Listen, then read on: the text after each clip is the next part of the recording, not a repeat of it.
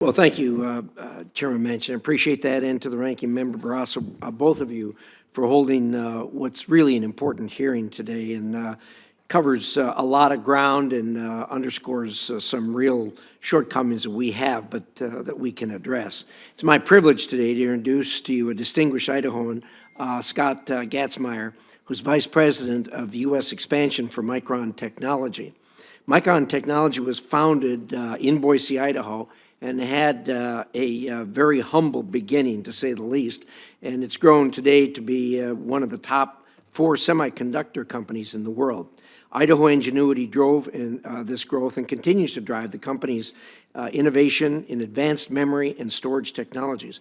Micron's advancements have given the United States a competitive edge in data storage, security, and supercomputing. However, all is not well in the semiconductor industry.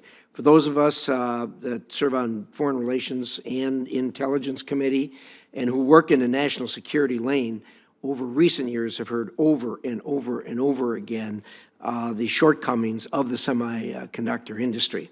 And it was driven by the semiconductor industry following the siren of cheap wages and moving really production offshore. And this has caused us some real difficulties, and it is very much a national security industry, or a national security problem. With semiconductors, I think everybody is aware, and no one more than the defense industry and the defense contractors, how important microchips are, semiconductors are, in the construction of certain products. They're in everything now. They're in refrigerators, TVs, and in automobiles, but very importantly, they're in just about everything that we manufacture having to do with defense. Thus, what those of us who saw this came up with the CHIPS Act, a $52 billion addition to our budget to stimulate bringing this industry back to the United States. This was not driven by a desire to subsidize the semiconductor industry. It was designed to meet what was a great challenge in semiconductor production, and to bring it back here to the United States and close this gap on national security. It appears to me it's working. We thought it would. No one ever knows till you actually try it.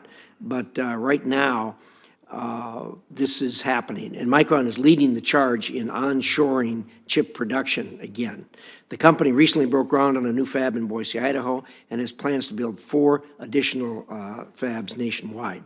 Mr. Gatzmeier, who brings more than 25 years of experience across fab engineering, operations, and technology development, is Micron's leading expert on domestic expansion. His experience and expertise position him to offer a unique perspective on how Congress and industry must rise to the challenge of returning the American-born semiconductor industry to the United States. A key component of meeting that challenge is sufficient and dependable energy, and it's no accident that companies like Micron continue to invest in Idaho. Our state's all-of-the-above energy policies and support for clean, reliable, affordable, always-on hydropower make it a prime location.